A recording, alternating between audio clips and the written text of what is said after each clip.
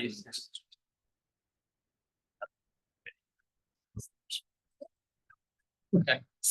All the time. Yeah. Is Started circling. 4:50. We will So we went on. go ahead and convene. On deal here. Since it's been so long, I thought we have guests here. Reintroduce ourselves. I'm Jay Fennell, the current chair. Sharon Merrick. John Moore. Rose Emery. Chip Moses. Dave Emmett. Jess Achenbach. Carmine Caviro. Justin Shimp. And I'm Richie Deloria. I'm with the County Attorney's Office. I'm James Van Branken, a planner for the county. Welcome. Thank you. Thank you for being here, gentlemen. Scott Clark, the secretary.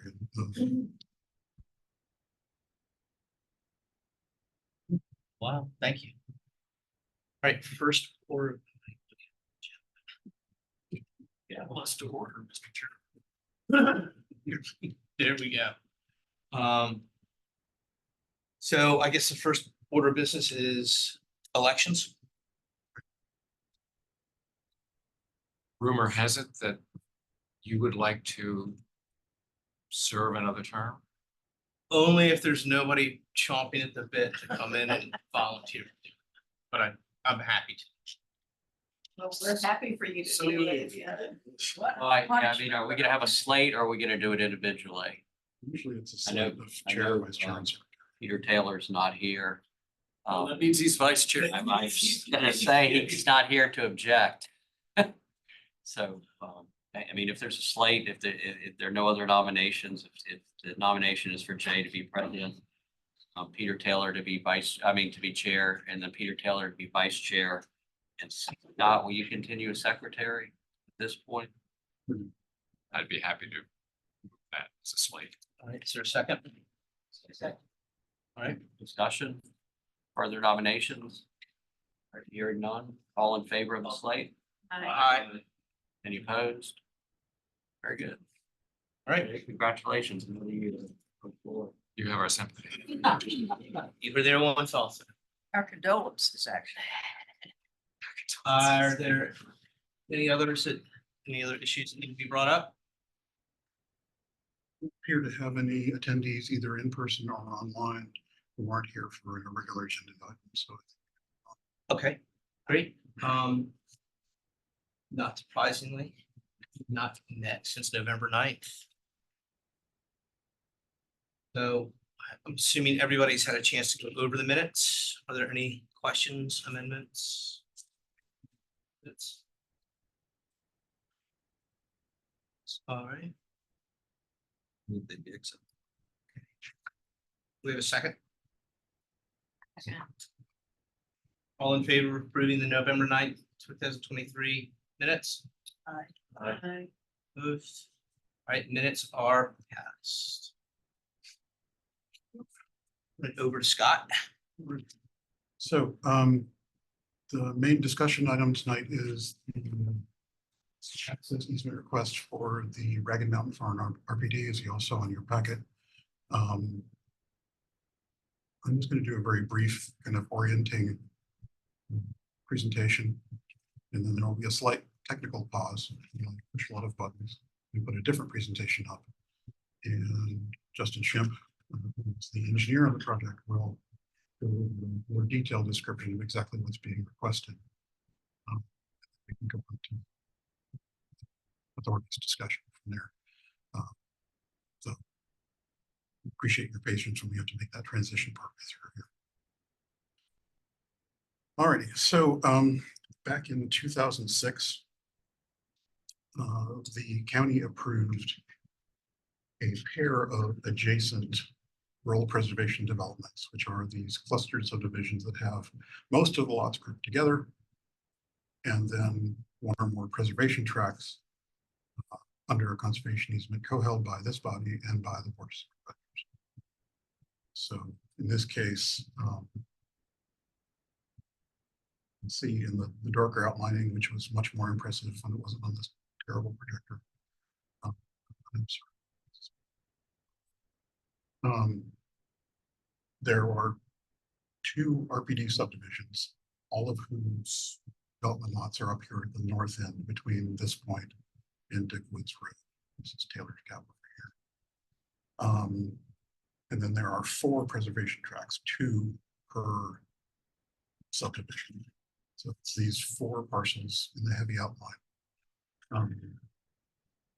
This one up here is the remnant of the original Ragged Mountain Farm, which has the old original structures on it. The other 3 preservation tracts are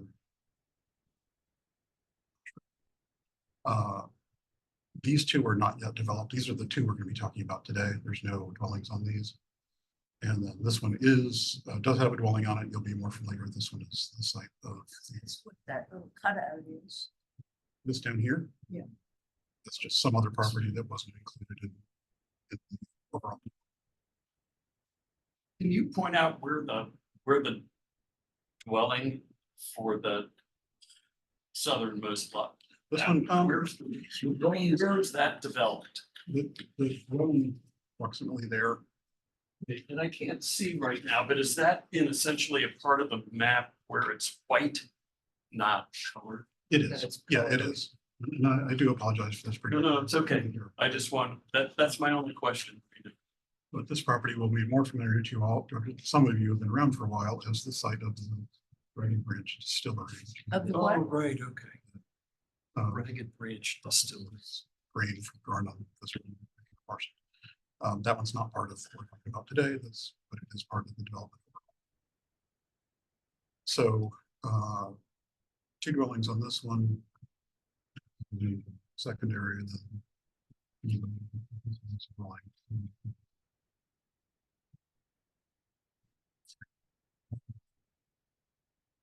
so as far as access goes, the piece of the larger Ragged Mountain Farm accesses Dick Woods Road via Ragged Mountain Road along the edge here. The southernmost one accesses from Taylor's Gap. And the final subdivision, the recorded subdivision plat for this RPD states that these 2 middle preservation tracts need to access from the end of the subdivision road here, it's Ragged Mountain Drive. The little arrow right there gives you an idea of roughly where that ends.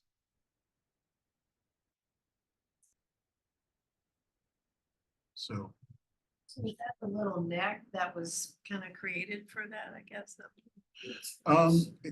to some degree it is, although it's problematic because I'm not sure that this point right up here by the road has enough land outside of slopes to have a legal building site. So you kind of have to come in this way. And as I think Justin will probably mention in a bit here, any way that you come into here, you're going to cross critical slopes and probably a stream buffer to get to the building site. You have a better map, individual lot. I have one in a bit that'll That's submit. happening. Yeah. Why not? I can always, if necessary, I can switch to the. Okay, Scott, I may be slow here. The first.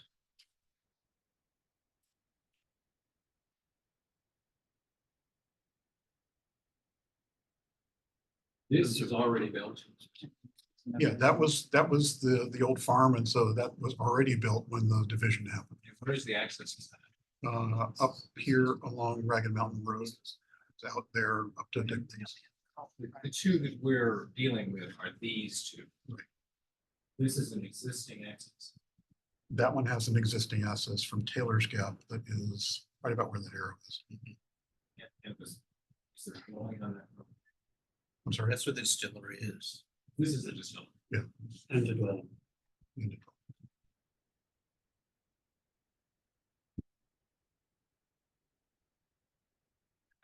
Okay, so that's access. We can always come back to these. For context, I should mention that typically an RPD has 1 preservation tract. It is possible to get zoning administrator approval during the process to have more than 1. happened a few times in the 30-some years we've been doing this. In this case, I think largely because of the concern about the terrain and visibility,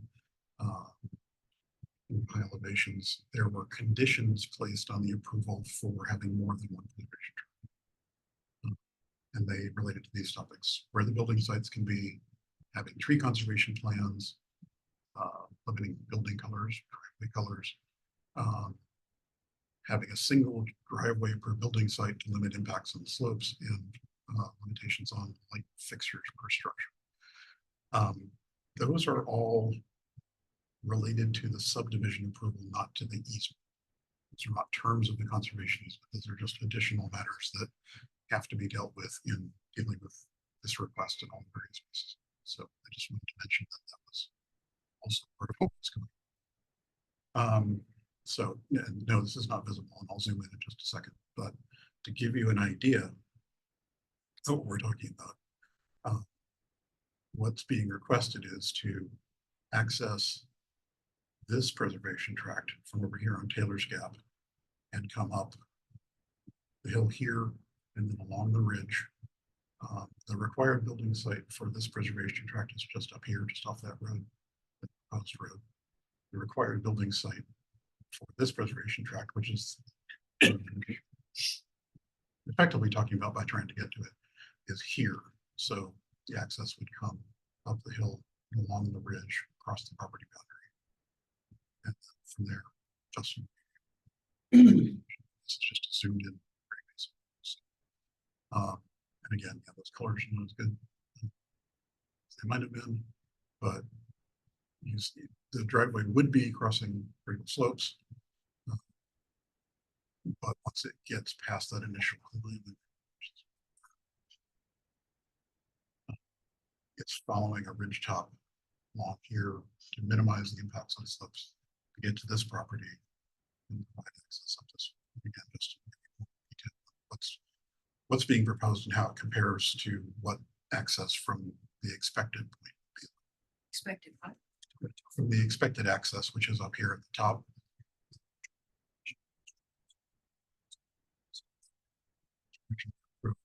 This would be the access into this property and also this.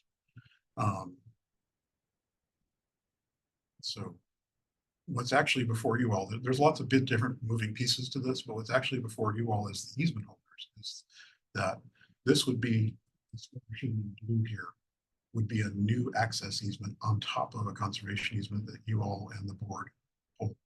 So as easement holders who have an interest in this property, you would have to approve that before it could happen. Just like we've done before with utility easements, for example. When there's a utility easement across the property that you all have an easement on, you have to approve it just along with the landowner before it can happen. It's basically So clearly the landowner, Exactly. also has to. Right, exactly. Yeah. Do we have any idea whether that's a possibility? Yes, John here is representing landowner. My understanding is yes, they are aware of this too. And I'm going to turn this over to Justin in just a second. But my understanding is this would, the part you're seeing in blue here would be the access for both properties. So it's not that there would be two different driveways, there would be one. And again, So the both expected building lots site would is- use this, that new access, the purple access or blue, whatever. For their house sites. Right. So there wouldn't be an additional road. Okay. Your report to us mentioned, I think my memory serves me, that there was some sort of, there's another layer of approval here that the county Board of Supervisors through the staff is working on some other issues or the same issues or how? Pull up my list to remind myself so I don't forget something. There are a few different things. It would have to be a critical slopes waiver approval for any of these access options because they all, to some degree or other, impact slopes. So the county would have to issue that waiver, which I believe goes to. Staff would have to issue a waiver of the subdivision ordinance requirements about access. It's a relatively common kind of waiver. It's going to 14.404 waiver, which is just the section of the ordinance. In this case, asking for a change from the requirement that all lots use the internal road for access to allow these to use instead the access from Taylor's Gap. And then the board also, as a co-holder of the easement, would have to approve the same thing you all are considering tonight, which is allowing the new access easement over parcel 5B. Is there any question about what the proper order of all of these decisions is? Are we? Well, we're not asking you to make it, we're not asking you to take an action tonight. Because of that exact concern. There's a lot of other things to figure out. But I think it would be very helpful to Mr. Altenbach, who's the intended purchaser of 5D9, to know if the easement holders are gonna are willing to consider this, and if so, if there are changes needed, whatever information you might need. I expect this will come back again later. Okay. I have a question. Those restrictions that were put on this area of this RPD, they look like covenants, but what, They're conditions of a zoning administrator. what's their perpetuity? As far as I know, they are permanent They're- unless they are amended, which they could be. But What are the timbering provisions?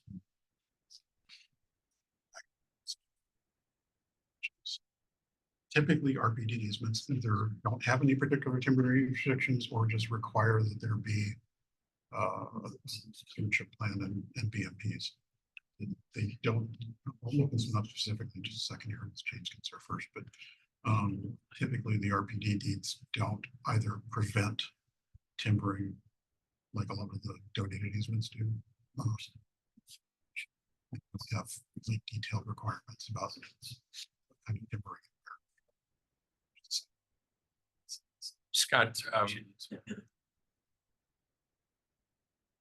well, what do we? I'm looking at the deed. One of the deeds, and Yeah. it says timber harvesting is permitted only in accord with the timber harvesting plan approved in writing by Albemarle County.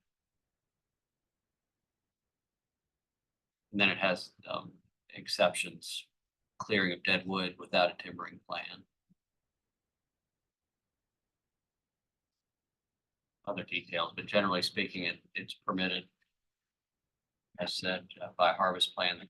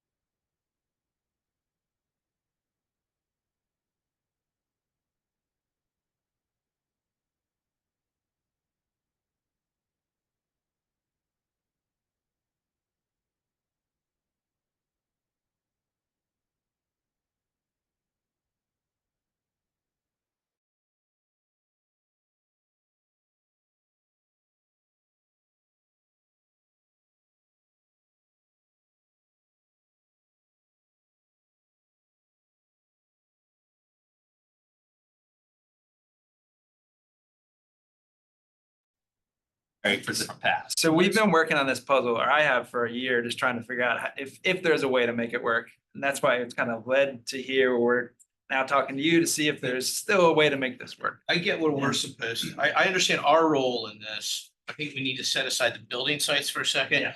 And set aside those other layers, so we have an understanding of kind of physically what's gonna happen to the lots. And then, you know, yeah, so I think if you go ahead, We're trying to get them. I'll get that up on the screen, sorry.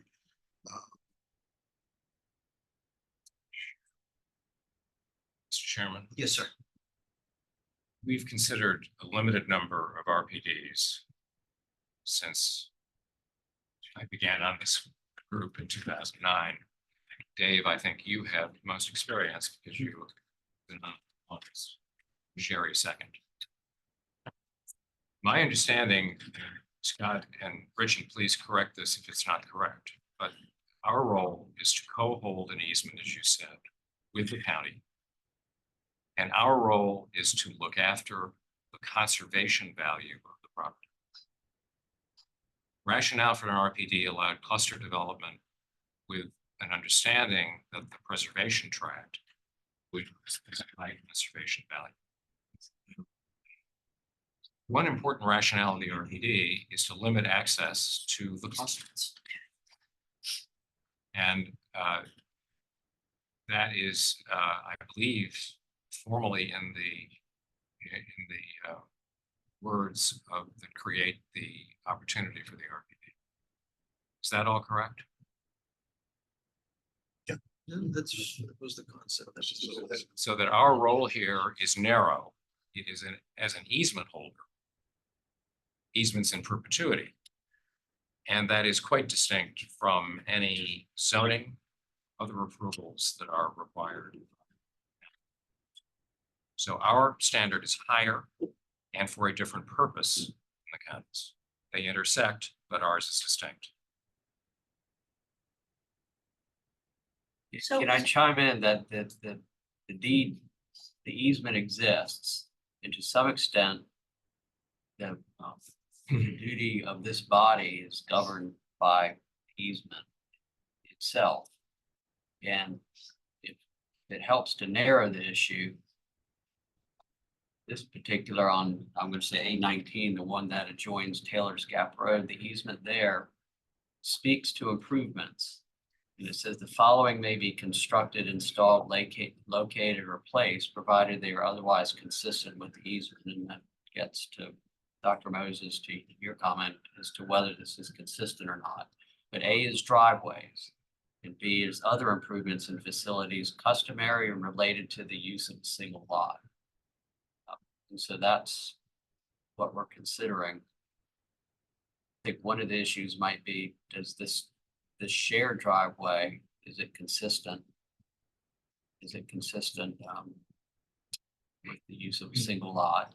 And then is it something that this body, if not, is it something this body would consider changing because it may, in the whole total picture, may promote the conservation values? But as it sits right now, they do have under the deed, they are entitled to build a driveway. Looks like, I can't say, but that entitlement isn't, that approval isn't. That just sets a stage. I'm not saying. The I'm whole not- reason we're having to deal with this is that the actual access route is defined. No, it's not in the deed. So why are we here? My view is because it's a shared driveway.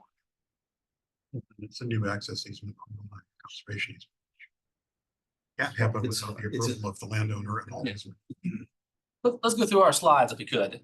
And you can skip this, but I think you're all now familiar with what we're talking about. And I don't know how my color is going to show up in this map either. So let's see. Sorry. Yeah, let's see, it might help. Is this page just blank or is it? It shouldn't be. It's not, is it loading slowly? Go to, yeah, go down further there. Okay.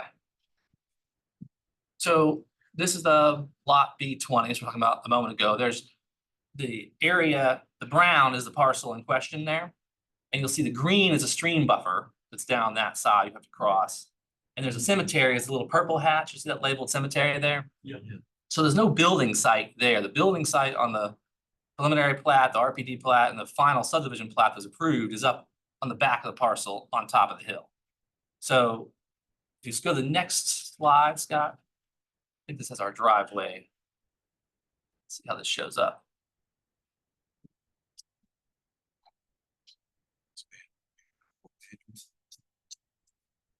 It maybe just has some images the computer's having trouble processing. Go down the next page. Yeah, it's just not loading. Hang on just a second. I think I know what the problem is. Sorry.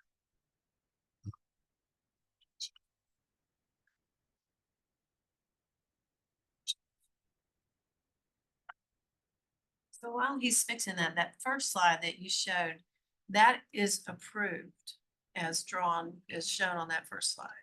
That's the recorded Okay, the plat, lots yeah. and the access. Okay. Well, yes, the access would come across that area. There's no room for a building site there, but you would come from the cul-de-sac across the stream and up the hillside to the building site in the approved route. I guess the issue is that because the deed allows like a driveway for a single lot, doesn't necessarily allow without modification a driveway for two lots. What you would see on this when the picture comes up is that the driveway length, if you build two separate driveways to those building sites, you're building much more driveway in really a much more visible location, because if you want to go to the site, if you're going up 64, you see the sort of face of that hillside. So the driveway cuts across that hillside coming up, which is authorized. You have a lot of record. It's got rights to build a house on. But our proposal is to basically go from the other side, share a driveway for the first, maybe it's 1,500 feet, 2,000 feet, and then split that off.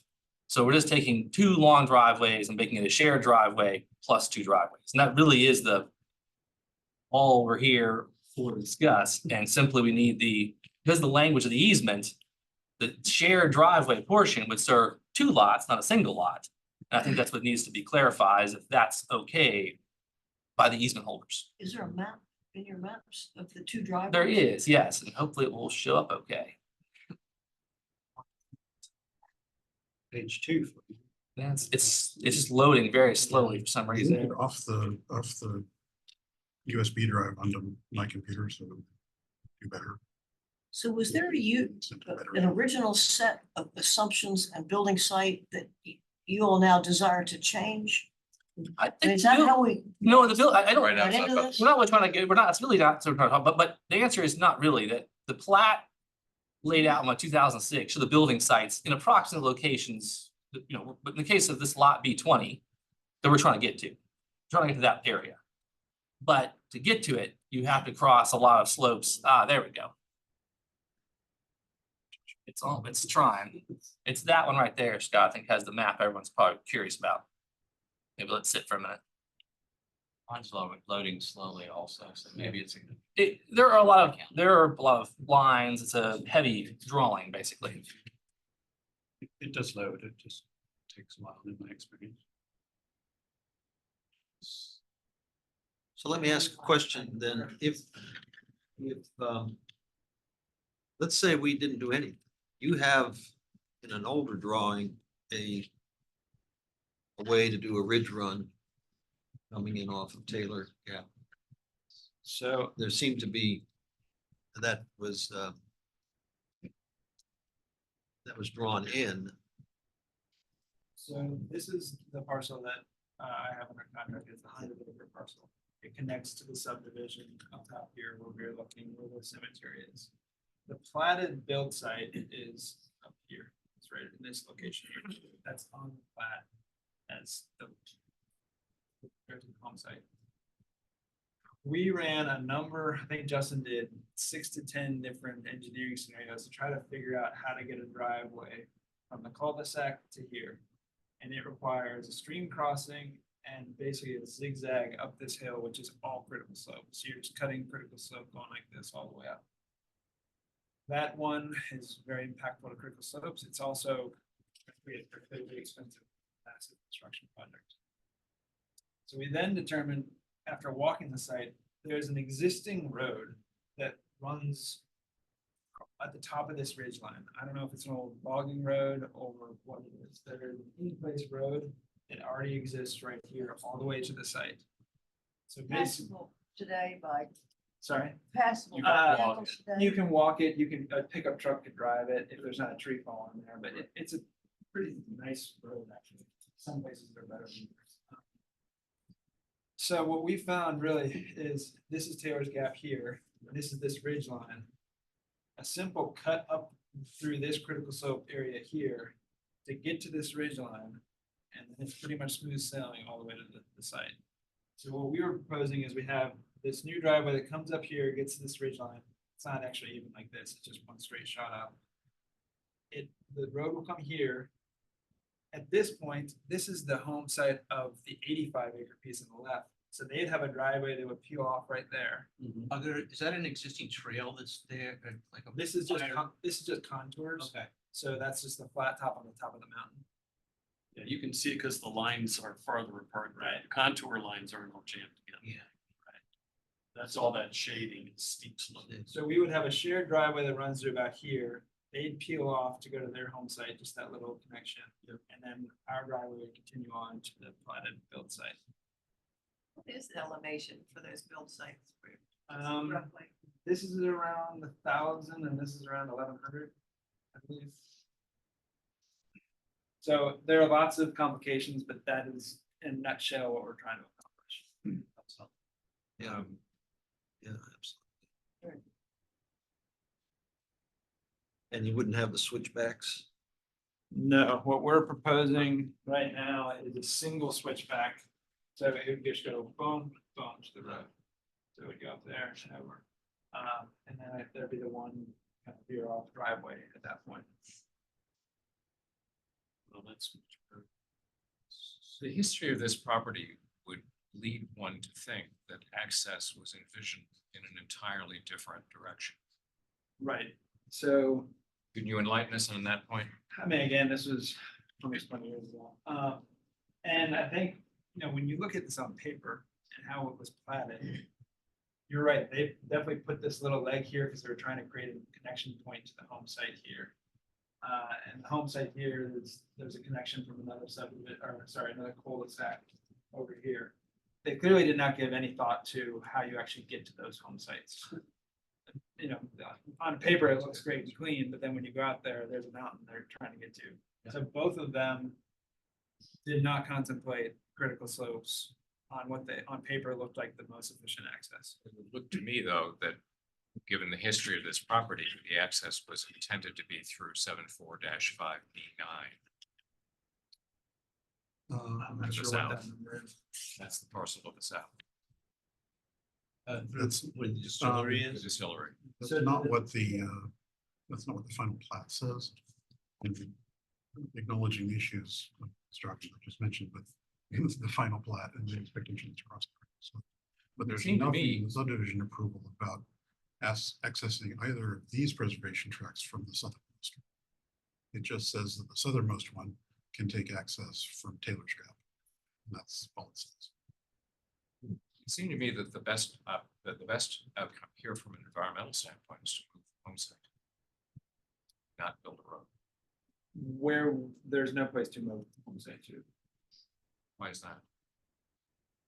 That upper That's not little square, open there up. isn't one there. And There's too it's many not allowed slopes and stream to buffers. cemetery there. It's a large part of the property that's quite close to it. Scott, did you all contemplate the sort of the site planning and the ENS issues and stuff originally? But I get the feeling there must have been something that's changed here. We, The mountain I'm was just- there in this is- 2006. this is literally the first time I've looked at this as a subdivision and not just easements. I'm learning the details of this subdivision for 2006 at the same time you all. I can. So there wasn't a separate effort in the planning department to make sure that the building site was a rational, reasonable, accessible, usable. For reasons that I don't have any documented Cutting and building a road. rationale for. final plat says the planning commission's approval of the layout and the zoning administrator's approval of the request for more than one preservation tract says that thou shalt use the defined building sites on 3 of the 4 preservation tracts, leaving out the one at the northeast corner that is the old farm that already had a house. So we're not worried about that We're one. not worried about that one. But for the other 3, it said there are building sites on the plat and you will use those. I will admit to you, I do not know why. Huh. Because those preservation, those building sites, excuse me, are here, Yeah. here, Yeah. and there's no way to get to either of those. without crossing the slopes. And the Yeah. building sites are not in critical slopes. There are areas at the top of the mountains that are flat or where the designated building sites are. Right. Right. I visited this property looked at it from the roadway an hour and a half ago. Could you, Scott, go back to this view of your slide? Yeah, hold on just a minute.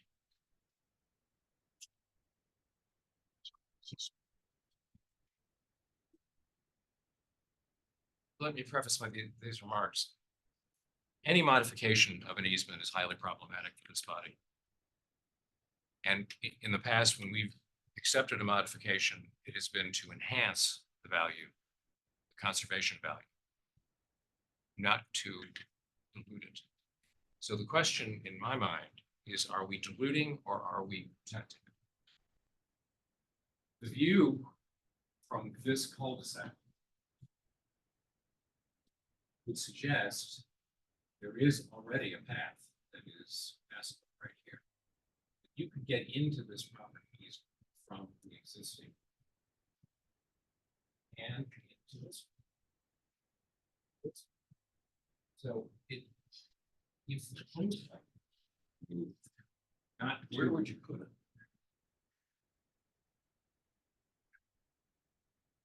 Closer to the access road. If the access road came through this grass, there is already a track. So it isn't clear to me, well, why the home site was put over here and less access from a different direction was anticipated. Here it's on top of the mountain. There were a mountaintop protection ordinance in place, which didn't pass. Exactly. Would that be a building site? Precisely. Yeah. So and you wouldn't be here. I'm just having a problem with, the environmental stewardship side of this and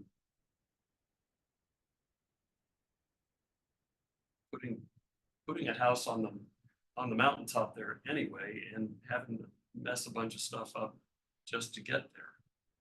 And that's not your guys' fault. We're just here to figure out if there's. We're not, the issue here is how this came to be in these particular configurations in the first place. We weren't in the room. And Scott says that we don't have much choice, that for some reason, somebody in 2006 planning department Yeah. was absolutely hell bent that that's where the building site was gonna be. I just don't get it. But we don't get it as to why. Well, it goes counter to the whole purpose of RPDs of clustering and, and less disturbance. That, Chip, you're completely right, that That's not part of the. closer to any cul-de-sac or internal access, ideally where we want.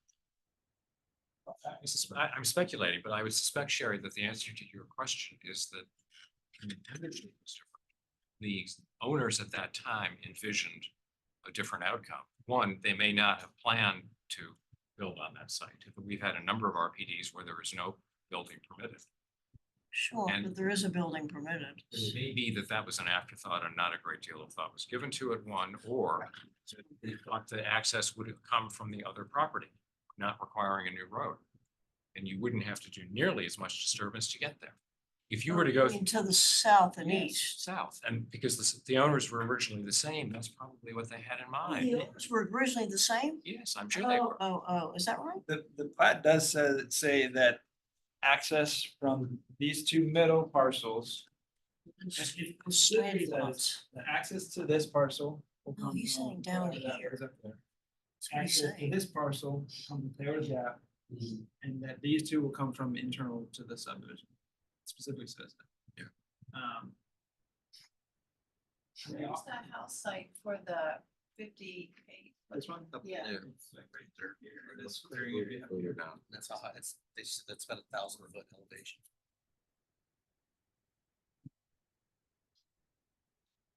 Essentially, the request is giving all those other factors that have locked these building sites in place.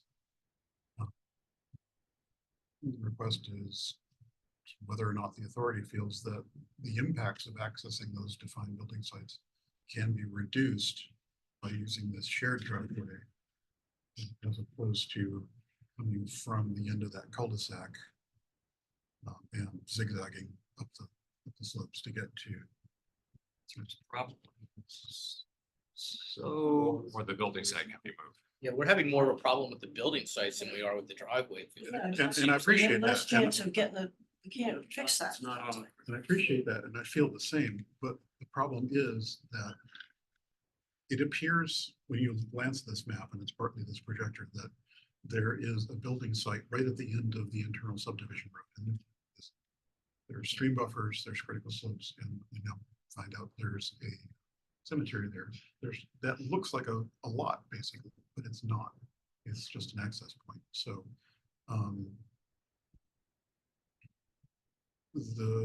basically the zone administrator or the director of community development, the titles have changed, so I'm not totally clear. Somebody from the county would have to approve a change to those conditions for the building sites to go somewhere else. And I honestly don't know for the property that Mr. Achenbach is thinking of buying, where else? Well, that's not in Greenwich. Exactly. Right, and that's a different access situation that would have to involve a party who is not represented We're here. being asked to change it anyway, so. it could go You are- somewhere we else. are, but we have- You guys know what is here on this lot? So there is a, I mean, that's as much white area as there is almost anywhere else on the lot. there is like a field, a cow field right here. Yeah. Which would require easements from this owner, who's not part of it. The other thing to consider is that in 2016, or sorry, 2006, the person who bought this bought it because there was an approved plat that showed a home site at those locations, and so the values were based on those. And that's obviously not our fight, and it's, he's the one that's in a corner if he can't build on them. When he bought it knowing that he had this driveway issue. He bought it, no, he didn't. He bought it, he looked on the same piece of paper that the people who put the box there and said, there can be a home site there. I assume you can get there, but it's. You can get there, to be fair, you can get there, I mean, somebody will get there, it's just a matter of when, when someone wants to spend the money to go that route, it's constructible, we've proven it's buildable, just not a great road to build. and your So other. Shim, so comparing the existing access and the proposed access, what's the difference in the length, the linear feet? Is one shorter than the other? Back to your. I don't know if I have that number exactly, we looked at the slope disturbance, the slope disturbance is about double going on the lot route versus the shared driveway route. Disturbance of critical What's the slopes. length of roadway? You had those There- numbers up on the left. That's hand a side. slope. They're both of, I don't know them exactly, but I think they're both about a mile long. Either option. Six, Because the zigzag nature of the one, it makes it a lot longer than you would think. Yeah, no, the proposed road is probably the best engineering solution, but it goes to a place I like absolutely hate on a conservation easement. Fortunately, It's an old it's a log. beautiful home site, I'm sure, but Yeah, is it what you do on a conservation easement that's preservation tract that's supposed to be protecting all of this stuff? I don't think so. Well, I like the idea that it's following an old road. That got established at some point. Right. Yeah, the road. I'm saying that's.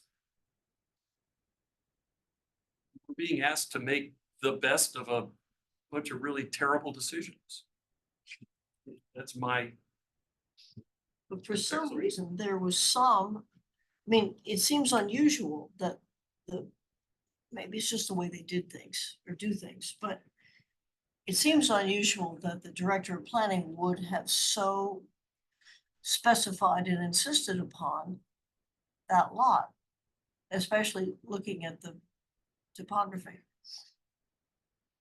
or you know, if they were looking for a building site on the preservation tracks, why did they carve the tracks up the way they did? Well, that's sort of the same question I'm asking. Not only that, but why was the planning department so resolute to make sure that site that seems problematic to us was the only one that they'd allow? Well, I don't know, but It might be the only ones that are available, and they were just looking at it not with RPD in mind, but of just where can a house possibly go? Well, I guess that's what we were asking, is were some of those flatter, nearer sites that seem to be available. You have to remember that a building site is not just a point in a map. It's a rectangle of not more than 5:1 ratio of minimum of 30,000 square feet. So on a property like this, you start dropping that boxy 30,000 square foot rectangle on it. There aren't many that are clear of critical slopes, stream buffers, and floodplains if there were. It looked like you did have that one that he was suggesting that was had a field I involved. would have to go back and pull out the The other issue is though that if plats and figure out what they did. given the original ownership of this land, the access could well have been envisioned from the southernmost parcel, which would minimize. Which is the southernmost parcel, That's I the mean, distillery. where the Ragged Mountain Distillery is now. which is where, Bottom The old left. farmhouse was. That's, we're speculating, but that's the most likely explanation for the building site. It's not on there. it is. I mean, it is, but it's hard to suggest. So the distillery is over here. Hmm. Oh, it's down here. This is the Yeah. southern. Off of Taylor's Gap Road. Oh, and there's a road, it looks like, that goes from there to there, right? Is that a road? I think that's a farm track. There are various. We're still working on history here. Yeah, so the better access would be to go from here to there. So the owner of the, is this true? I haven't heard yay, nay, nodding of heads, but is it true that the party that owns the distillery part used to own the other part? Was this all together? All of this was under a single ownership when it was developed. Okay. The LLC that owns the distillery property now, I believe has at least some of the same members, but I can't say for sure that it's exactly the same ownership that had the whole property when it was subdivided. Do you think that the access was originally contemplated to go from the distillery to that site? And we were just looking at it on the aerial, it looked like there's sort of a track that goes that way. I'm just wondering. So far, I haven't found any statement at all. And the only thing I know is true is that the final plat that's recorded at the courthouse has a note on it that says that these two middle tracts and 5B8 and 5D9 are supposed to take access from the internal subdivision road, which unfortunately means that Yeah. they have to cross stream buffers and critical slopes to get to either or both of those. That almost Defined building seems sites. like it was a protective measure for the southernmost lot. Hard to know, I mean, but Scott, right, it's true, the plat said that the southernmost lot could access from Taylor's Gap, even though that would have sort of normally been required to access internal streets. I mean, I would think if the intention was the owner at the time would have tried to get that approved at the time. If it were me, I would have tried to secure that from the county up front, and they didn't, and it's not, and so, you know, we're stuck with the conditions of the plat as they are, designed as it is. It would seem to me to be preferable for this body to consider moving the building site rather than the new access.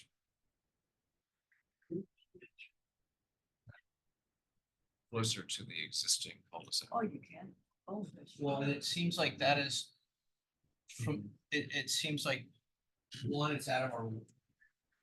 It's within our realm in terms of conservation, conservation easement wise, but in terms of engineering, et cetera, and county codes, et cetera, that it's not, that's not on our plate. I mean, Scott wanted general feedback, and I would say that the consensus of general feedback, it may not be that it's a motionable or usable course of action, but that the general feedback is, could the planning department and the applicants consider looking for a more suitable house site? I mean, I think we should send that feedback back, even though it's not really quite within the easement's purview. Yeah. Okay? I mean, Yeah, that's- that makes sense. In other words, let the minutes show type of thing. And I think we can respond pretty quickly on that, that we would not consider moving the build sites. Yeah. With only, we're interested in these properties based on where the build sites are. Well, who wouldn't? Right. The thing that attracted, I that's- can that's say, why at least we- for my clients, the thing that attracted them to this particular property was No doubt. the vista afforded to them on the Absolutely. build site, Yeah. on the plat, right? That's the thing that they were drawn to These first. are subdivision lots that were publicly marketed. I don't want to make us to be out to do bad guys. We just. No. Yeah. I said that looks like a nice. We actually thought we found some pretty good sites to be able to provide for. We're wrestling with a different issue, and it's not really about you guys. 100% understand. You just have to hear it, and I'm sorry. Many roads where you guys would have put them is not cheap, and those sites are worth getting to. in that regard. Right. So I understand, yeah, we get it. The terraforming required of what you're proposing would be less than any of the others. That's correct. If I'm hearing it. By about Because half. you're really following an old roadbed that's there. Well, and it's on the ridge And you don't have to go, yeah, following the ridge line. The third thing that I think is also advantageous to the group here is that the proposed solution is trying to address something that is between the two potential buying parties. And so while we actually love, like, there are points in time we both looked at the opportunity to actually think about the access from Taylor's Gap, not only from where it is right now, but also from the Ragged Branch Park, because it's a nice spot to be able to come up there too. But right now, the opportunity to work something between the two parties interested is the thing that is also kind of the thing we're trying to work through at the moment. Yeah. Right.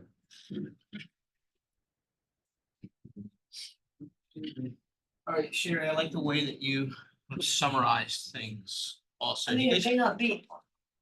Well, no, it's a party, but it can be a little more hush. But can I ask one question before we sort of leave whatever it is we're doing now? Can we look at the deed for a sec?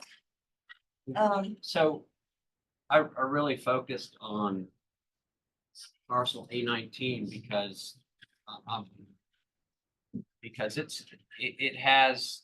it's entitled to have a dwelling on it. And in other improvements, it's allowed to have a driveway, and then other improvements that are customary and related to the use of a single lot. So I start from the position that they're entitled to a driveway. In this situation, they're asking for a driveway that serves two parcels. So to me, the question is, would this body approve? And I think it's prudent for them to come and ask because we're a holder of that easement.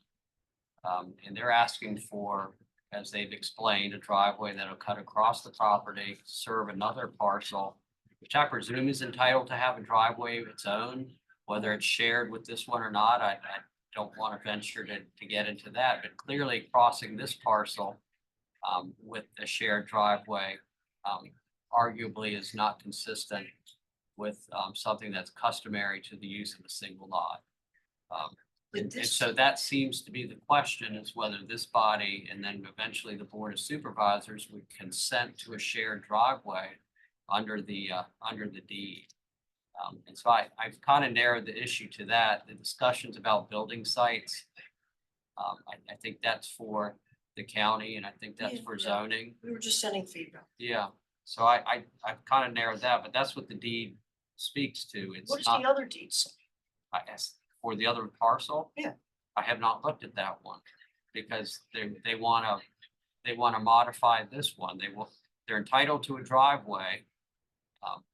They aren't necessarily entitled to a shared driveway across the parcel that serves two. And so that's the kind of the variance that I read that they're asking for.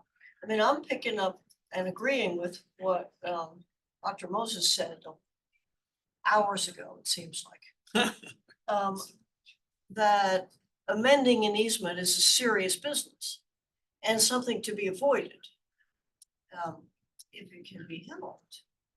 And to me, what I'm really asking you, Richie, is it doesn't seem to me that we absolutely have to amend this easement in order to go from an undifferentiated site or route to give not only driveway, but driveways in the plural, simply to add the word shared driveway. I And I don't think that you have to fool the deed in order to do this. So I think and I think Scott and I have addressed that, that an amendment of the deed is not necessary. I think what would be sufficient is that this board, through either a motion or a resolution, certainly they prefer a resolution signed by the board, consenting to what they propose. So with, excuse me, so with the two parcels that we're talking about, you just said they are both allowed a driveway. On On the farther one, I'm assuming it's allowed a driveway. Okay, we didn't And check Scott's into that. confirmed that in the sense that the subdivision envisioned it coming from the pipe stack. But they were, let's assume they both have been given a driveway, they have a purpose for a driveway. So if it were approved that there is a shared driveway, then the back parcel would give up their driveway to get the shared driveway. They wouldn't have both, or you're trading one for the other sort of thing. They'd have a driveway either way. It's just which direction does it come from? It would just be the driveway to this, You to know, like this. the word shared, so instead of two independent Well, it's more drives. that the driveway would, to this parcel would just be to there, right? That is the allowed, there is one driveway to the property boundary. I So gotcha. it basically just goes to there instead of going to there. Okay, So it's really just the easement on so this you still have a property. driveway, it's just moved over. It's just moved to,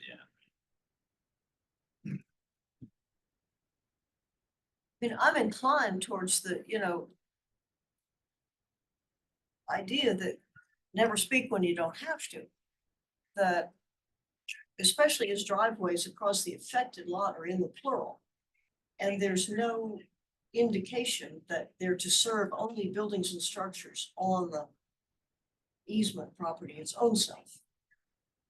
I'm thinking we don't need to respond to this. For them to create the access easement across B8. In the same way that in the past, Dominion has come over and said, we need to run a new line across this property. There's a new easement being created on top of the existing. So for the length of this new access, it's not just a road, it's an access easement over a conservation easement. That much, I think this body would, and the board would have to act. I mean, if they built a driveway that had no legal access for this back parcel, that's not. They have no guarantee over time that they're gonna be able to keep that access. Because the next owner of this one could say, what are you doing?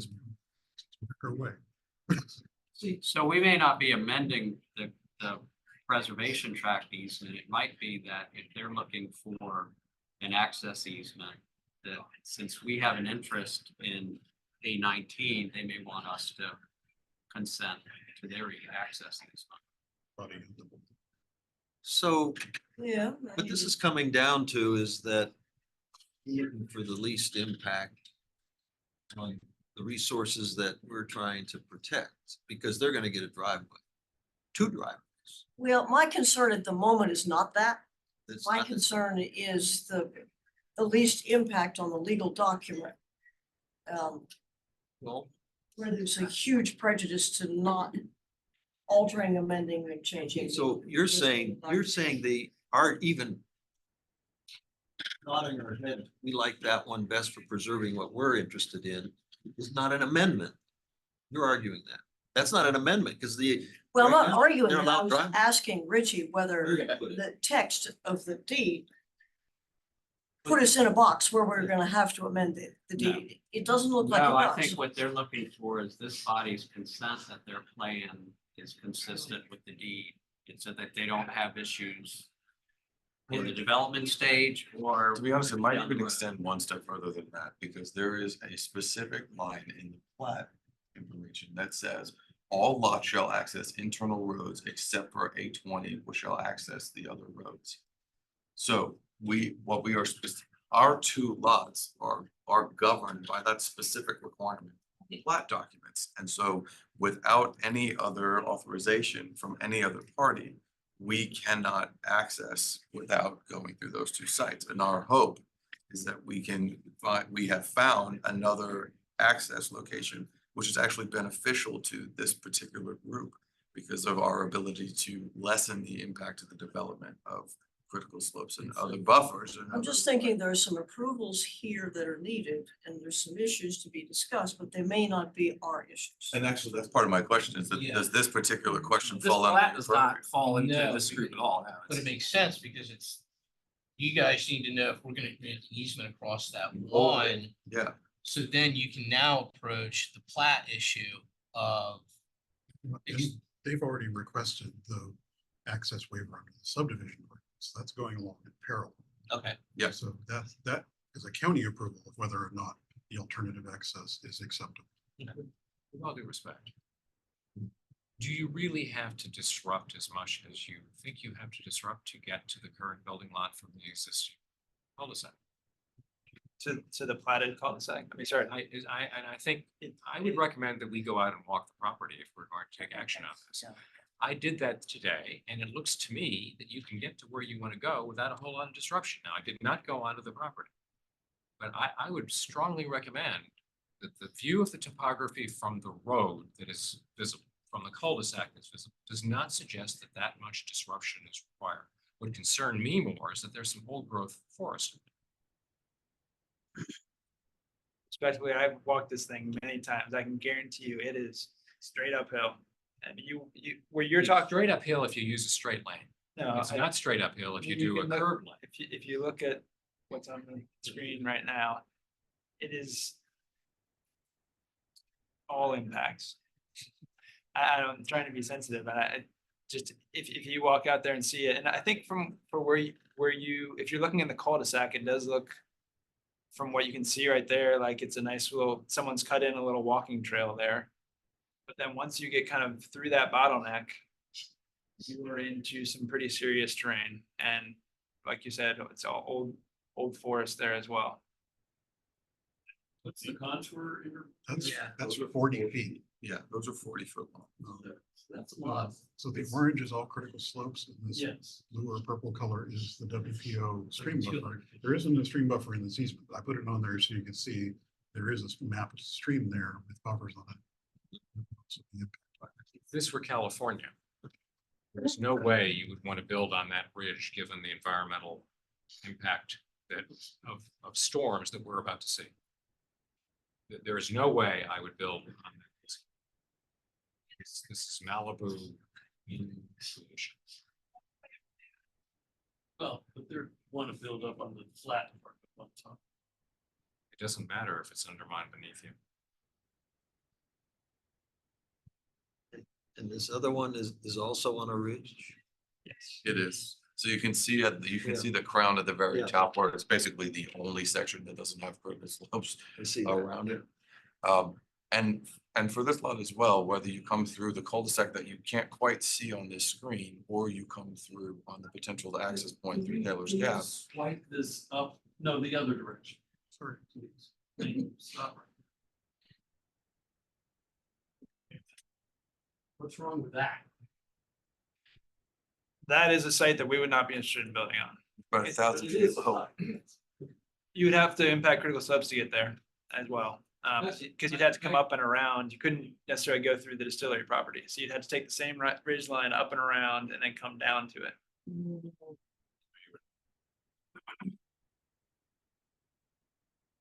You follow the contour, which is far less All destructive. right, now go down. Stop.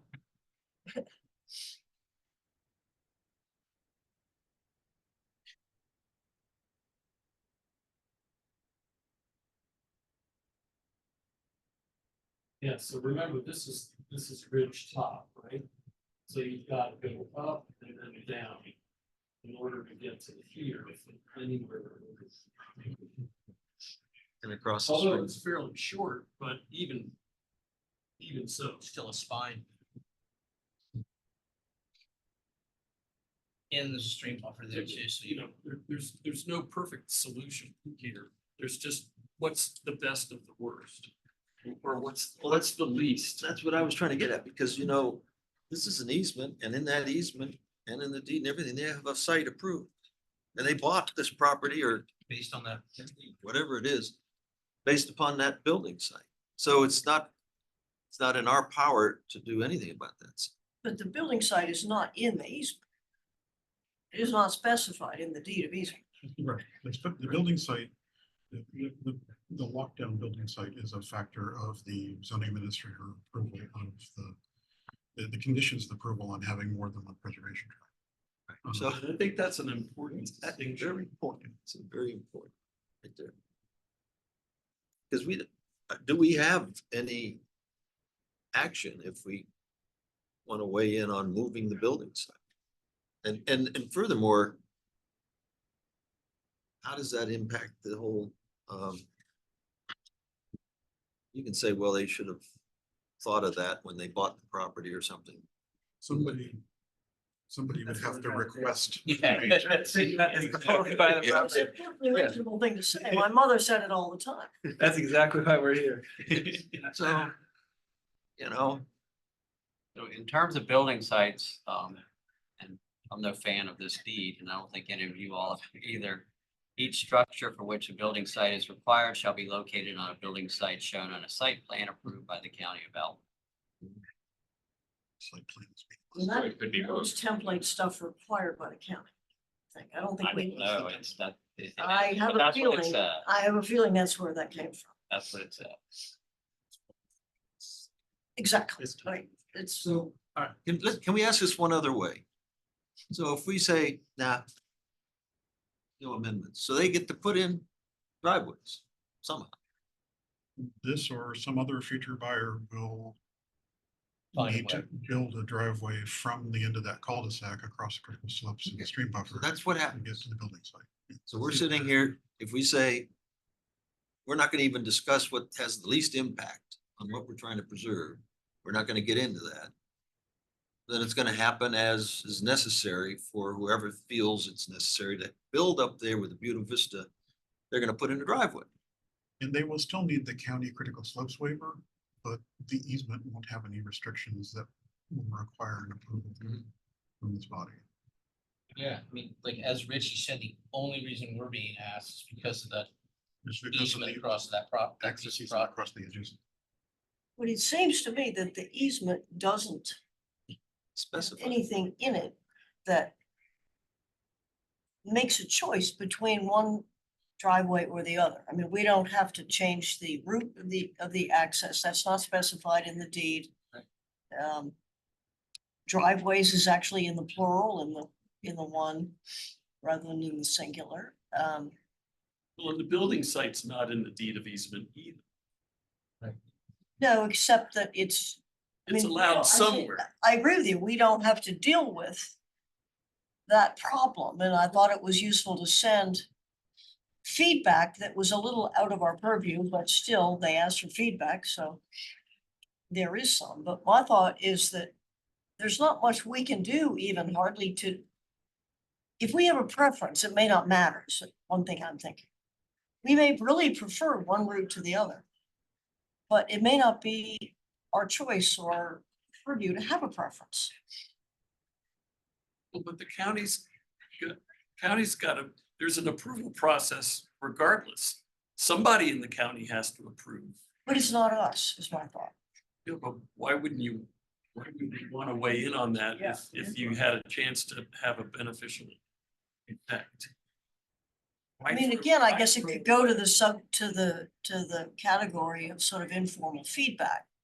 But I was just trying to parse what was actually required in terms of action vis-a-vis this deed and the other deed. So Sherry, what do you think it should be?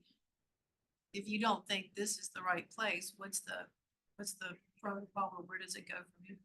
That's not my problem. That's And helpful.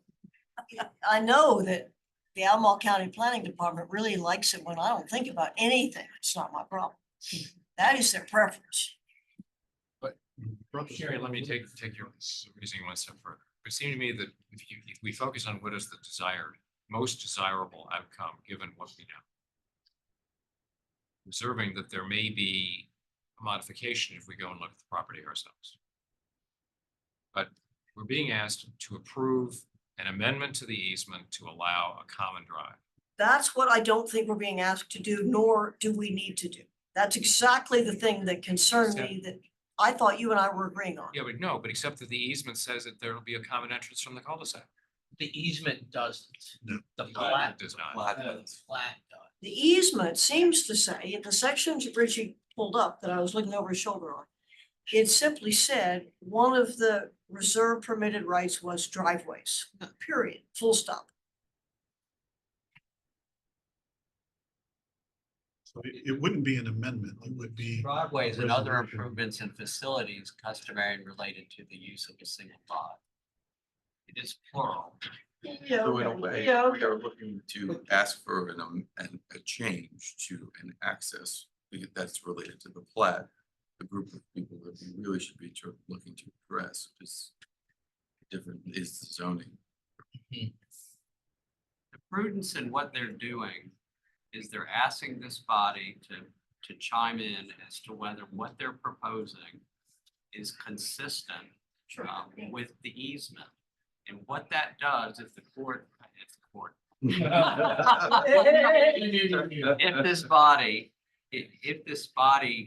takes that action and formally does that, then it binds this body going forward. If this body doesn't take any action as they ask, then they move forward at their own peril, that this body at a future date views what they've done as a violation of the easement and takes action on that.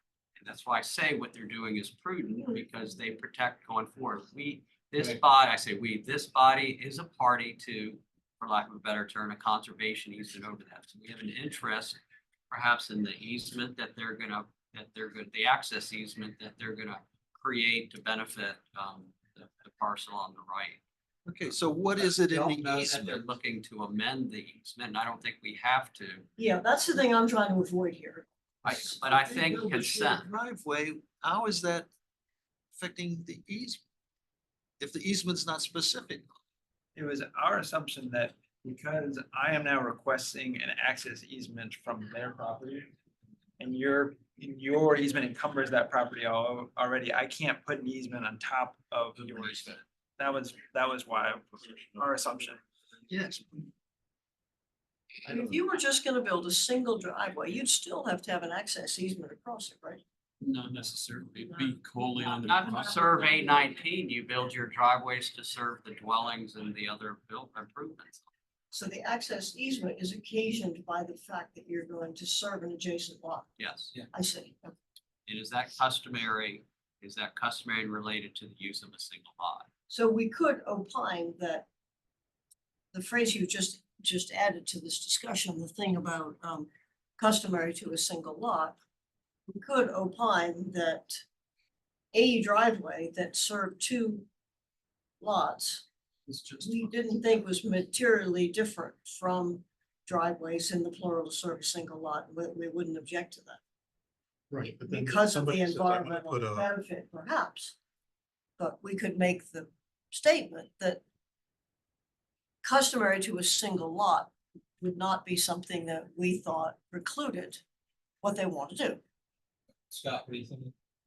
I was just thinking of another example where we recently had a request from somebody who had a right of way. A notch taken out of a preservation tract by a dedication for a future public road, and they were gonna take that back. I mean, it's complicated, but basically what you ended up with was access over the preservation tract to another parcel at the back to be developed into 5 lots or something. So if we start to say that we don't feel that access to adjacent parcels across our easement is different from just access to this easement, then we've got a precedent that says, hey, we're okay with access easements to entirely other developments running across easement. I don't think that's what we would have to say I- here. We could say one shared driveway to whatever that parcel number is, that second one. Particularly in view of some of the benefits of the road being bad, but not as bad. We wouldn't see that as being inconsistent with driveways plural on a single lot. It makes no difference whatsoever. The only thing they need is our okay to put an access easement over the conservation easement of the other lot. It's no more complicated than that. And that's it. What I don't want to happen going down the road though is that, I mean, we could just do nothing, but our silence, I don't want that to be taken as an affirmation of permission to do it. And then you guys go through all these steps. And all of a sudden come back to us and we're like, no, we're not gonna give you the easement. I agree with that. Yes. Yeah, we need some sort of resolution. Right. So, Yeah, my concern is that if we do nothing at some point and you guys do nothing, let's just make that assumption. Somebody will do something eventually that will have potentially a worse outcome than this. This is maybe the best of a bad lot of decisions. There's a whole bunch of things that if we were in the approval process for this preservation subdivision, this body would never have approved this configuration of preservation lots, A, and B. We would have made darn sure that the ridge tops and the critical slopes were protected and not affected by any development. yeah, the building areas would have been in those two parts of the cow fields down there. We're wrestling with that against this, but we don't have the power to change the way they configured the lots. Right. And Looks I'm like not Richie's sure. made clear, as you said. We have the power to tell them that they can't develop, they can't put a house on there because we don't like the decision. The house is gonna go someplace. So if we're doing our stewardship thing, then given a bad situation, what we should do is figure out the best way to do the worst. And I feel like these guys I think have. I wouldn't disagree with that, I but don't know how I you word it. You know, we're fast forwarding 18 years. And you have spent the last year or whatever, and you had the engineering and stuff. And the way you showed how it comes in, goes across, follows an old road, pops up into the other side, you run your driveway to your building site that you're comfortable with. I think that's like you're saying, that's the best of two choices, in my opinion. I hate that the houses are on the ridge tops. But That that's should not never okay. happen. May I strongly urge this group to visit the property? Before taking any action. I'm sorry, I couldn't hear. May I strongly urge this group to visit the property before taking any action? I mean, I don't think there's any reason not to, if we meet out there with, 3 or more members at one time, it's a public meeting and it has to be noticed, which is no big deal. If the public wants to join My us. big suggestion is either I missed something today, or it would seem to me this is an easy problem to solve by moving to building site. It may not be commercially attractive for you, but the environmental answer duty that we have is to move the building site. And since that's not in the deed, it does not require an amended deed. That is the best outcome from both the process and environmental protection standpoint. Albeit it may not be commercially attractive to you. I would strongly recommend we go look at the property. For the purpose, if you want to make a case to move the building site. Yes, as John suggested. Yeah, the building site's not part of the deed of easement. I know, Right. it was approved otherwise, it was on the No. plat or something. I don't think so. No, It says but they it- have a building site. That's all it yes, but says the is they building have it. site, the building site was approved when all of the property was owned by the same owner. And access could have been provided easily from an existing road that was then present to the building site that was approved. We're here because the sites were sold independently. And it isn't this body's job to solve a commercial problem. The building sites approved. 2006. They Yeah. were approved in 2006 when all of this was done. Normally, normally when you do a subdivision, leave out the RBD factor. Every lot has to show that it has a building site, Right. but you don't have to use that specific building site when you come back to get your building permit built. You just have to show that you have a building site, whether it's that same one or not. 30,000 square feet. In this particular case, when the owners of this property said, we want to do an RPD, but we want to have 2 preservation tracts per RPD instead of 1, the zoning administrator said, okay, you can do that as part of this RPD, but there are conditions on our permission to have 2 preservation tracts instead of 1. And there are several of those. One of those was you have to use the building sites shown on the preliminary, which are the ones we've talked about on the locations here. In digging through the files, I have not yet seen exactly what the rationale was for locking down those building sites. But they were locked They in. were locked down as part of it. And we think we can unlock them and move them. We can't. If the landowner and or purchaser applies to, I think it's probably the director of community development at this point, I'm not totally sure, and says we would like to amend those conditions, they can do that. And those building sites could be moved anywhere on either of these properties that aren't cradle slopes, floodplain, stream buffer. But there aren't a lot of great options, and what appears to be an option for 5D9 up here at the cul-de-sac isn't one, because they're actually in what looks like a buildable site here. There's not room to do that. You can't fit 30,000 square feet. So it's got to be somewhere down past the neck in the main body of the property somewhere.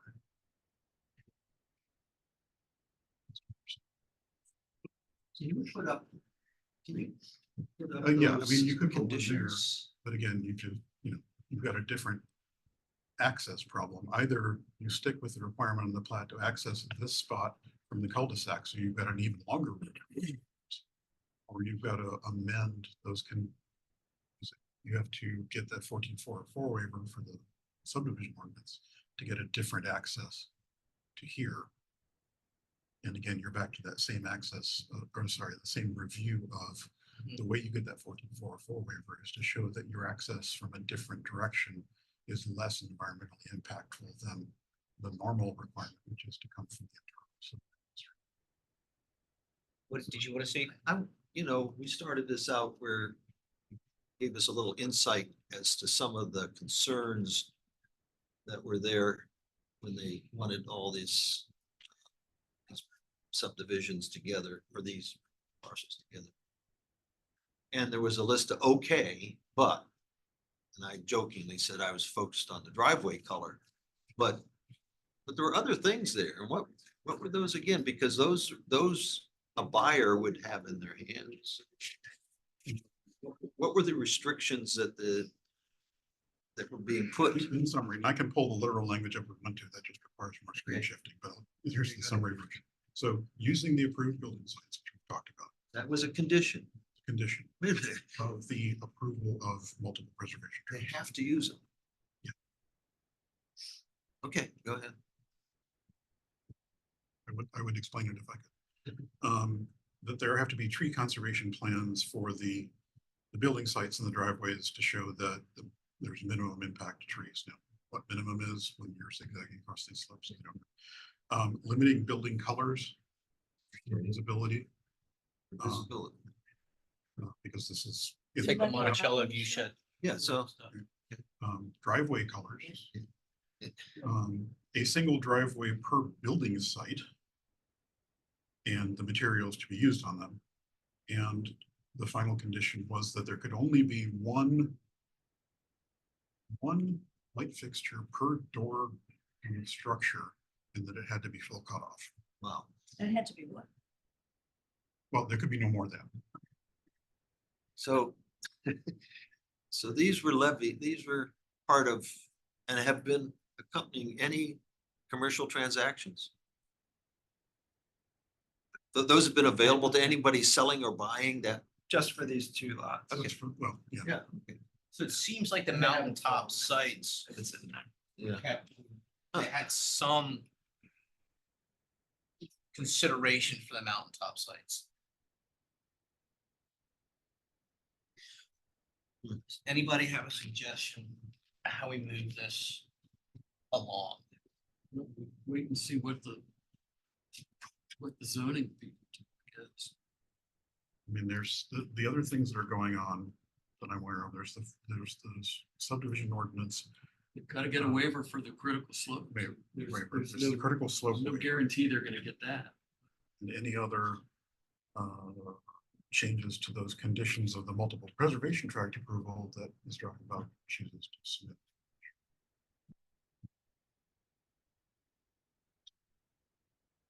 Working on this for a year, you said, given all those other considerations, are those, you think those are doable? We keep finding more and more boxes that we need to check. So yeah, it's, some of these are new, some, those are kind of more questions to Justin, who's done this sort of thing as an engineer. Do you think these are doable? I mean, as far as getting the critical slopes and the, well, that's really it, right? Yeah, I mean, the county has to allow access to the previously approved building site. There could be conditions placed in kind of slope waiver about how you construct it, how you would minimize impacts. You may have increased erosion sediment control measures, things like that. There could be, but the county cannot take away the right to a building site. It's inherent. When the lot's recorded, that's a right that runs with it. That's why it's approved before the lot was recorded, right? The county said, you shall have a building site. In fact, you shall have this one. And that right runs with the property. There may be conditions on how you get to the slope waiver effects, but it cannot take it away. So it's just a matter of how, not if. Yeah, so the county in some regards is forced to allow, to permit that waiver. Right, the general principle is, Like the tree conservation plans and the standards for driveway construction that are also in those conditions. Right. Have to be met. And, Got it. you know, that may be expensive or difficult to do, but so presuming that they can, that these purchasers or some future owner can meet those standards set by the department for that approval, then yeah, they can get to that building site. What that exactly that involves in terms of engineering and expense, I have to include, but it's possible. the principle is to disturb as minimal slopes as you can. Essentially, if there was already a platted easement in the path we're talking about going, the county zoning officials would require us to go that direction because the disturbance of slopes is less than the route that is on the parcel. That's the principle of the driveway slope issue. Clearly, we do not have a unanimous direction on this with the board though, but I'm inclined to agree with Mr. Moore's perspective on this of it seems to kind of just allowing the easement across the piece of property for the new plan and put it up for discussion. If as I said before, what I don't want to happen is that these guys to go through all these other steps and then we end up being the roadblock. And so there's a way that we as a body can. I mean, do we Or want to just get send advice. guidance that says that, and I hadn't appreciated this until Richie said it, that you could have a single family driveway without having to have an access road that's deeded. What's creating the issue here is the need to serve a second lot. So we could send guidance that we wouldn't find creating, allowing an access road on a single lot. I mean, on a single access to serve Two two lots. lots Doesn't give us her. would not, we think, violate the easement in this case, and with the, under the consideration, or because of the consideration, that there may be environmental benefits, or if there are, the county ENS people who are not us find, that's environmentally more preferable. To do that, that we would not hang it up on the use of what a customer use for a single lot would be. It seems to me that's the guidance that seems to capture little bits of what this consensus might be. Right, and that's- Although there's a lot of other stuff hanging out here. And I think that's, do you guys catch that? You know, I think that is good, you get guidance, but I just don't want it to be implied that it's approval. So Because we don't want to be driving the bus here. we Right. need, we need either a denial or an approval to move forward. Like, it can't just be we're good with this. I mean, in theory, I understand. I'm not sure you do, because that's not what the staff asked us to give you today. We're not requesting it necessarily today, but we can't put ourselves in a position where we are closing on these properties. We're trying to do our due diligence up front and figure this out and get the approvals now. We can't close on them and then find out later that you're not going to allow the driveway. And it's not just the driveway, it is the easement, because I will need an easement on his property that sits on top of your easement. Yeah, I'm thinking that it's not us that's doing the allowing here. I think the only thing that we need to make clear is that we would not consider a shared driveway serving two lots and requiring an access easement, which a single family driveway would not, that we would not consider that to be inconsistent with the easement. I think that is all. Well, The resolution, you would have a resolution effective that said that, so that we would know that in the future. The easement, you're saying the easement doesn't need to be amended, the No, board agrees No, that no, the. no, that's not what we need. Correct, you're not, you're saying that you're not need to amend it, that the board has determined that what's proposed, a shared driveway serving one additional house, fits within that framework. yeah, it's fine. It's fine, it fits, it is acceptable by the easement. And Richie can correct me if I'm wrong, I may be, but if we look at this differently, Richie, these two properties were perfectly flat and had no particular resources of interest in the middle sections. And somebody wanted to put either a driveway or a power line with an easement, anything like that.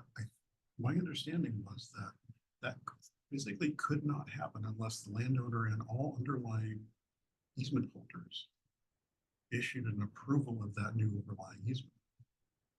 That's the way we've always done it with utility lines, anything else we've considered. So I understand the change from we will or will not issue an approval for this new overlaying easement to a simple statement that we don't object. That's not the way we've done it in the I think the past. notion of, there's nothing that says it's legally required. But I go back to the notion of prudence. If you want to get an easement across the property, I don't know if that's A19, you want to get an easement, then you want the consent of all parties that have an interest in that. And so that means going forward, you know, again, this body looks 75, 150 years down the road.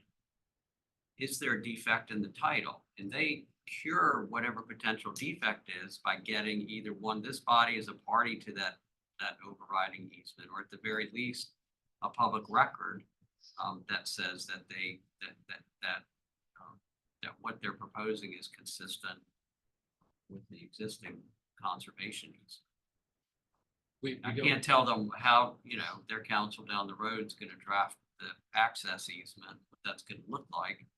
Whether that attorney says you need to get the conservation easement authority to be a party to it, I don't know, I'll defer to that attorney, but I would think they would want some official action on this body's part, just declaring that it's not inconsistent or that it's consistent with the existing deed. The title company was surely captured. Scott, didn't you I'm sorry. ask us not to give an official action today? Right, And that's what the staff They report wouldn't seemed insure to it, and indicate. then I a thought. future body says, oh, we don't like that driveway. It sounds as though consensus of the group, I don't want to put words in people's mouth, but to put it in different words, is that your proposal is preferable to a more environmentally destructive proposal to go across vertical slopes. If you seek formal approval of this body, then in order to get that, I would think it would be more likely if you were to assure your good faith that the plan you seek to have approved by other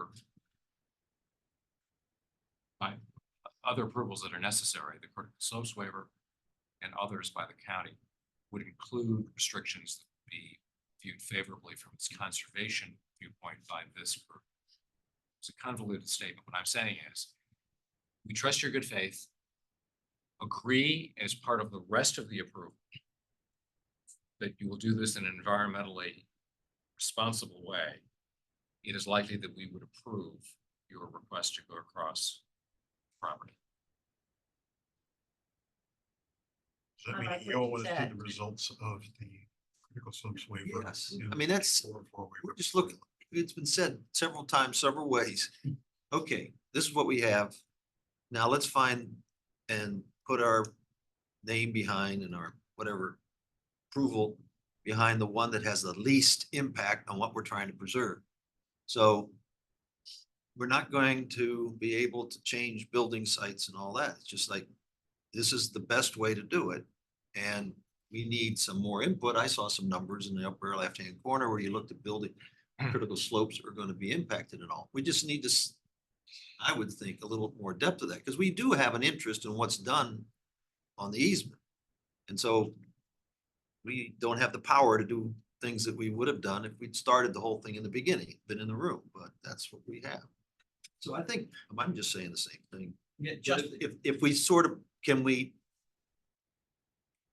what he was saying was in good faith. Well, Mhm. let's just say, let's see these studies done where you come back and say, here's the environmental impact of A, B, C, and this follow the ridge line shared driveway.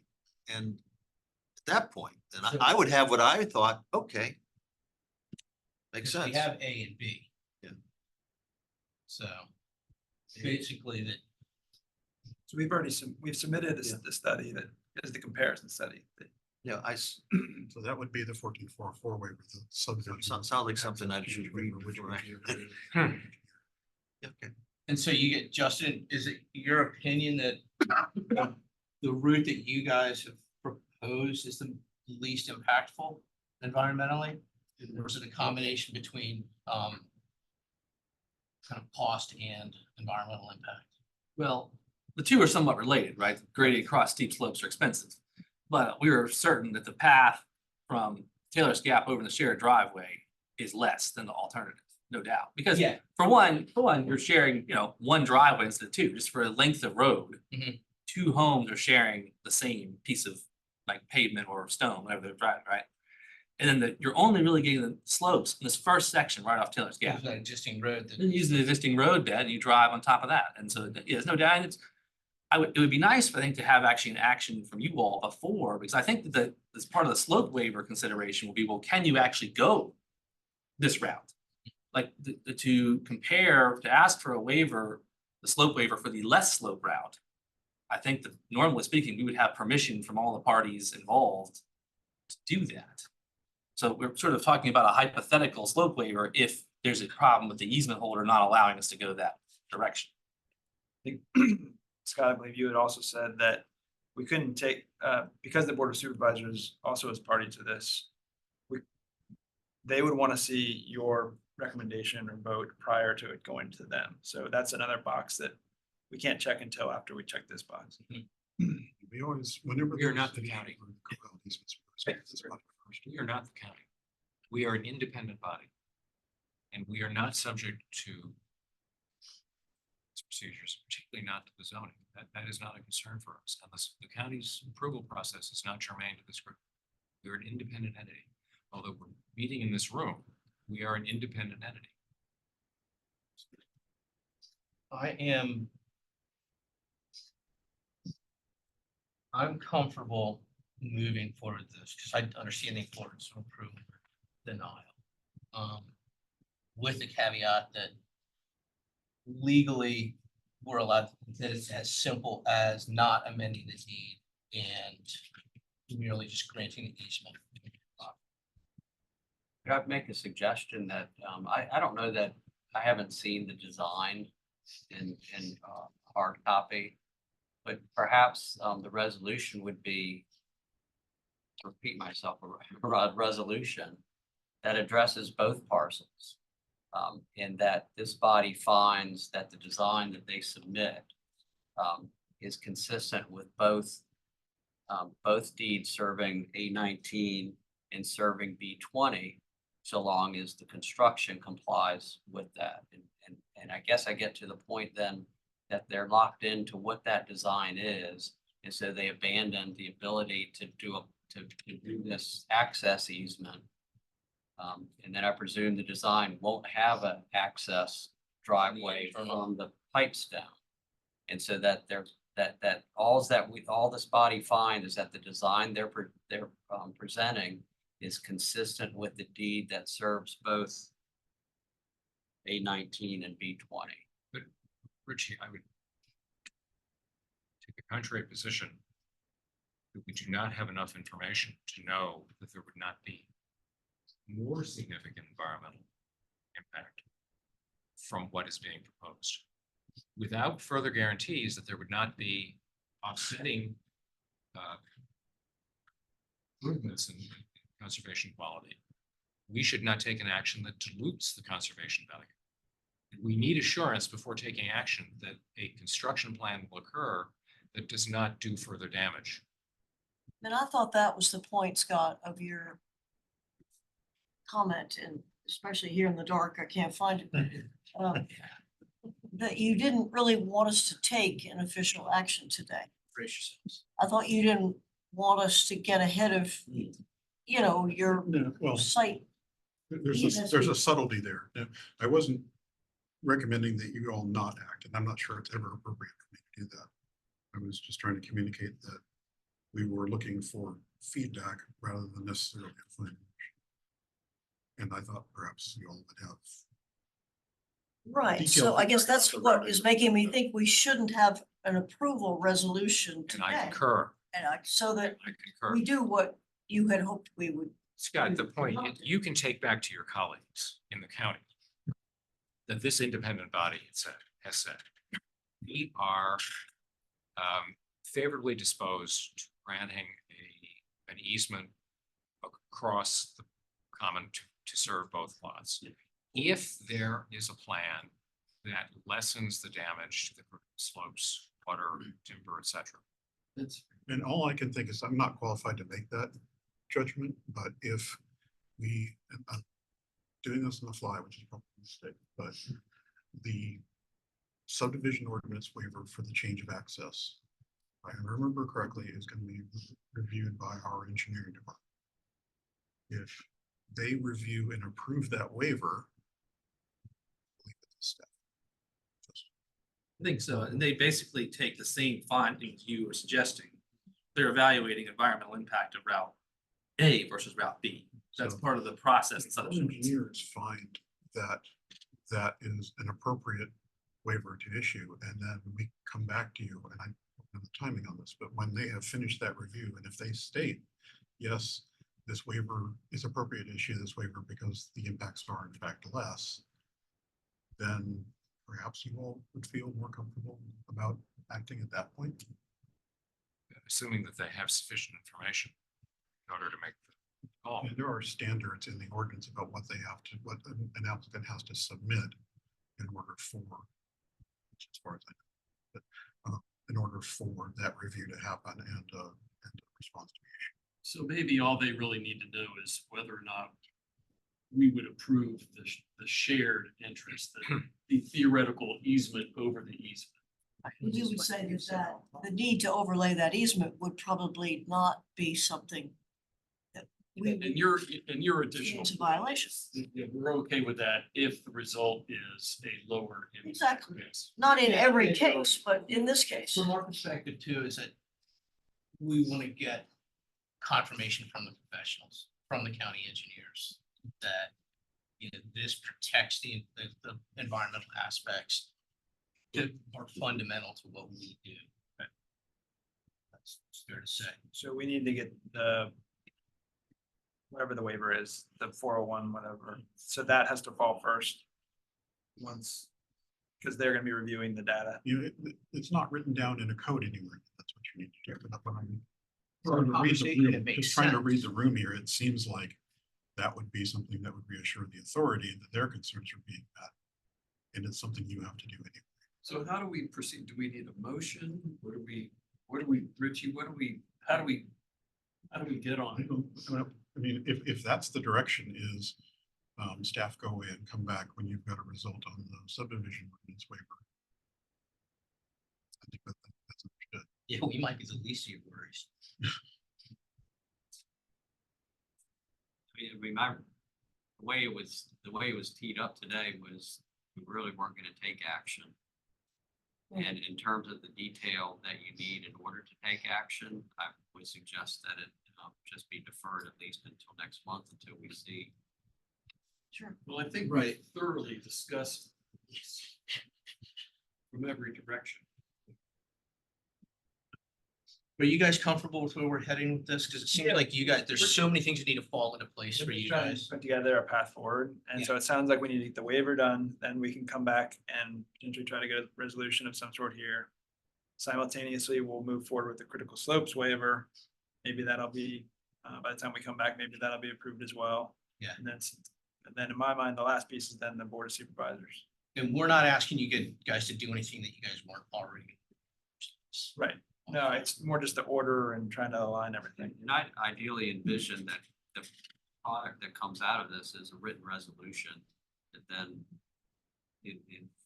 that's signed and that they have in their hands and they can use. I mean, as of right now, if you were to do a motion and take action on that right now, one way or the other, then it's not official until you have it in the minutes and you vote on the minutes. So Are you all comfortable with where we have arrived? Yes. Yeah. I mean, yeah, we're gonna, right, I'd love it to be buttoned up. We can move on to the next one, but it sounds like we have to readjust kind of how the dominoes fall a little bit. Unofficial, have you tried to get access from the original owner? And would you consider relocating the building site? We've tried to get access from the original owner, not for just to make the driveway that we're requesting even less impactful. Basically, you know, we're having that cut up from Taylor's Gap to the ridge top. Right. There's a way you can go through his property that you can just ride the ridge the entire way. Yes. Yes. And he was not particularly eager to give us that easement, no. And as far as moving the building site,